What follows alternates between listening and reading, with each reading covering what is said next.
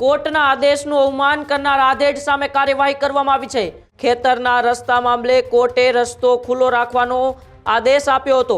Court બહાર આવી રસ્તો નહીં આપવું કહી મૂછ મરડતા જ તેમને કસ્ટડીમાં લેવામાં આવ્યા છે।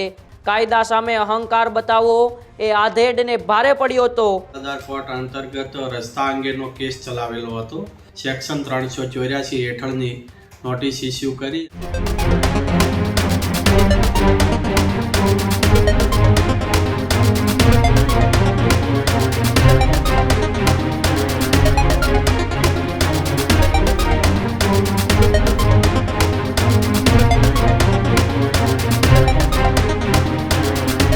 સુરેન્દ્રનગરના કોર્ટના આદેશનું અવમાન કરનાર આધેડ સામે કાર્યવાહી કરવામાં આવી છે।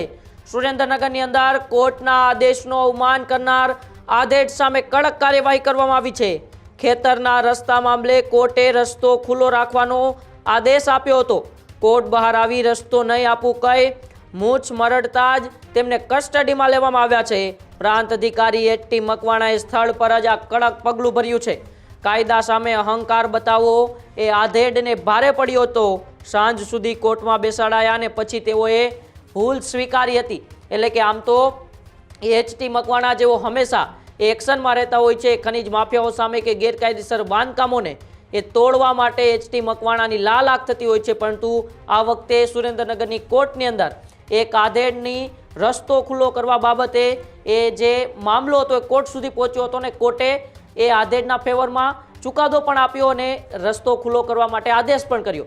પરંતુ એ આદેશ બાદ જ્યારે કોર્ટ બહાર આધેડ નીકળે છે ત્યારે રસ્તો નહીં આપવું અને એમ કહી મૂછ મરડીને તે વ્યક્તિએ ક્યાંક ને ક્યાંક કોર્ટના આદેશને પડકાર ફેંક્યો હોય, કાયદાને પડકાર ફેંક્યો હોય એવું વર્તન કર્યું। અને વર્તન ત્યાં ઊભા રહેલા પ્રાંત અધિકારી એચ.ટી. મકવાણાએ જ્યારે જોયું ત્યારે તાત્કાલિક તેમને કસ્ટડીમાં લઈ લીધા।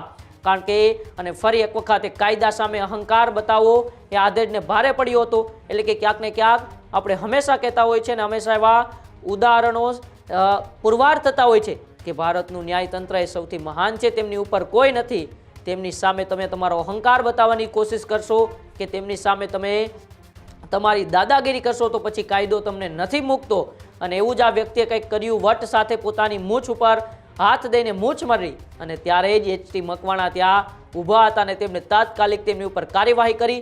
સાંજ સુધી ત્યાં આધેડને કોર્ટની અંદર બેસાડવામાં પણ આવ્યા અને જ્યારે તેમણે પછી તેમની ભૂલ સ્વીકાર કરી ત્યારે તેમને જવા દેવામાં આવ્યા છે। અને ફરી એક વખતે સુરેન્દ્રનગરની અંદર એચ.ટી. મકવાણા ચર્ચામાં આવ્યા છે ત્યારે આ સમગ્ર મામલા બાબતે કેવી રીતે એ આધેડને ફરીવાર કસ્ટડીની અંદર લેવામાં આવ્યા અને કાયદા સામે અહંકાર બતાવતા લોકો માટે એચ.ટી. મકવાણાએ શું સંદેશ આપ્યો, આવો આપણે એચ.ટી. મકવાણાને સાંભળીએ।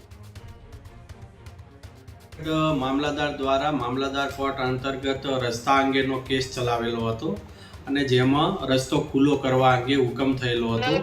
જે હુકમની વિરુદ્ધમાં નાયબ કલેક્ટર ચોટીલા ખાતે અમારી કોર્ટની અંદર આ રિવિઝન અરજી દાખલ કરી હતી અને એમની સુનાવણી ચાલી રહી હતી ને સુનાવણી પૂર્ણ થયા બાદ જે હાલના જે અરજદાર હતા એમણે સામેવાળાને મૂછે હાથ રાખી અને ધમકી આપી કે એ માર્ગે તને નહીં ચાલવા દો।